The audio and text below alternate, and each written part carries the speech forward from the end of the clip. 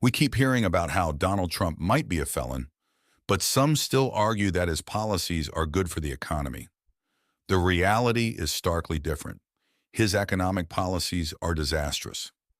Before we delve into the potential catastrophe of a second Trump term, let's clear up some misconceptions about his first-term performance.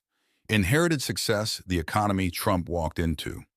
Trump inherited a strong economy from the Obama administration. The growth seen in the first 3 years of his presidency was largely a continuation of the existing upward trajectory. The economic stability and growth were not born from his policies, but rather a ripple effect of the solid foundation he stepped into, doubling down the dire consequences of Trump's future policies. Trump's proposed policies for a potential second term aren't about repeating his first-term actions.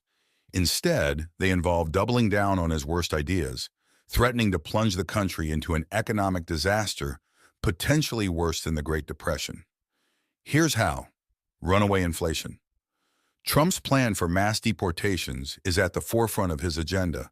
He intends to use the police, National Guard, and even the military to deport millions of undocumented immigrants, including parents and spouses of American citizens. This approach would necessitate the creation of massive deportation camps. The agricultural sector, heavily reliant on undocumented workers, would face a severe labor shortage. Approximately 36% of field workers in the U.S. are undocumented, with some estimates going as high as 75%. This drastic reduction in the workforce would devastate the produce industry and dairy farms, where the question, who will milk our cows, becomes a critical issue. Estimates suggest this could cut milk production by 50%. Basic economics dictates that when supply decreases, while demand remains constant, prices rise. With a significant reduction in domestic agricultural production, prices would soar.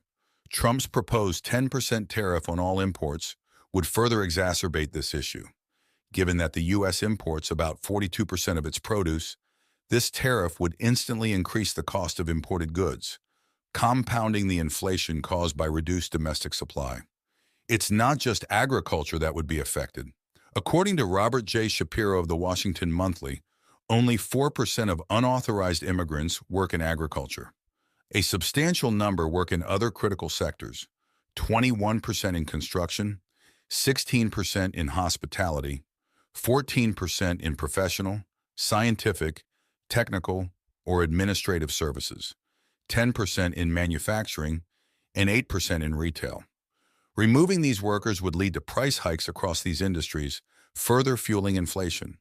Moreover, Trump's plan to cut interest rates would significantly worsen inflation. The Federal Reserve's recent rate hikes were designed to combat inflation, so reducing rates would have the opposite effect, driving inflation even higher.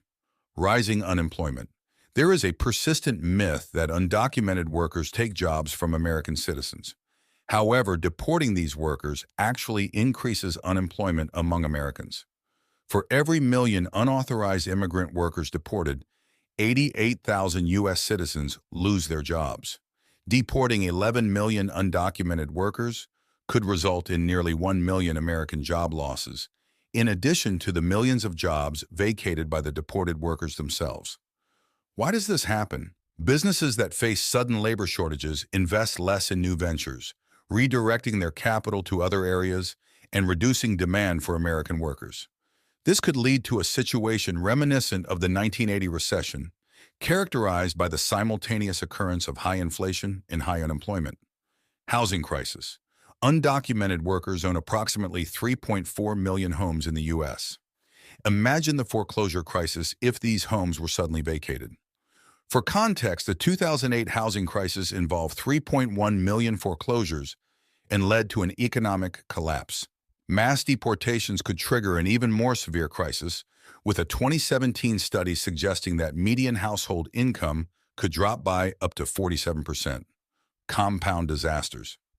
Consider the compounded impact: an economic recession akin to the 1980s, a housing market collapse similar to 2008, and food scarcity reminiscent of the Dust Bowl during the Great Depression.